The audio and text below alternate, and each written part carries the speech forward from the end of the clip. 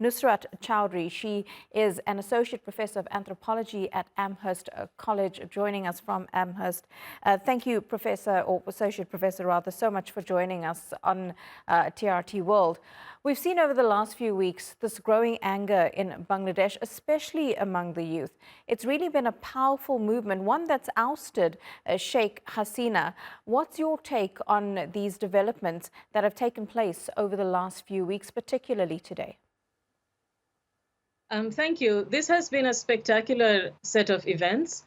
Political uprising is not new in the political history of Bangladesh. Many democratic leaders have actually emerged through political uprising. But it's also, it also needs to be said that a lot of their demise, the demise of their political careers has also been through political uprising. And we are kind of seeing at some level history being repeated in Bangladesh, because the ex-Prime Minister Sheikh Hasina herself was a very important participant in the movement against the authoritarian leader, the army dictator, General Ershad, throughout the 80s. And in the 1990, he basically had to step down again due to a political uprising. So at some level, there is nothing surprising about the fact that a popular uprising brought an authoritarian leader, or her rule to an end. But at the same time, the way in which this event unfolded and the haste in which this event unfolded has been quite extraordinary. Extraordinary indeed. The next challenge now will be how government officials and the army, they seem to be very involved here, navigate these changes in a way that provides stability to the country, but also addresses the demands of protesters. How do you see this playing out going forward?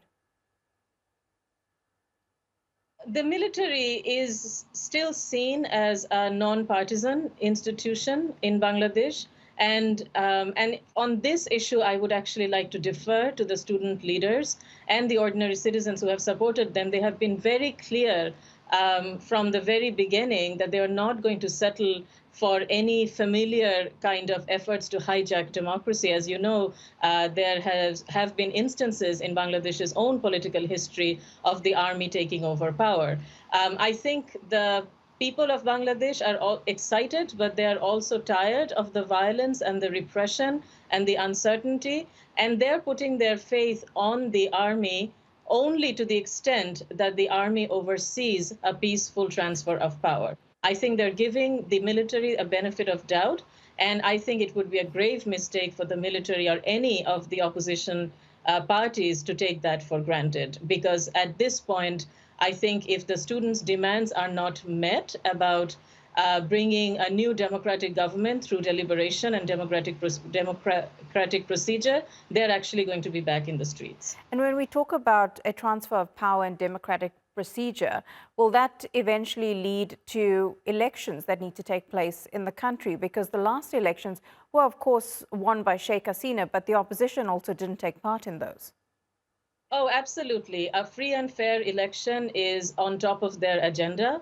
The chief of the army staff met with various representatives of various political parties and stakeholders, and the students themselves are going to offer their outline for what they think an interim government should look like. But I think there is a consensus among the various stakeholders that a free and fair election should be organized as soon as possible, as soon as the situation calms down. Absolutely. Nusrat Chowdhury, thank you so much for your analysis. Really appreciate it.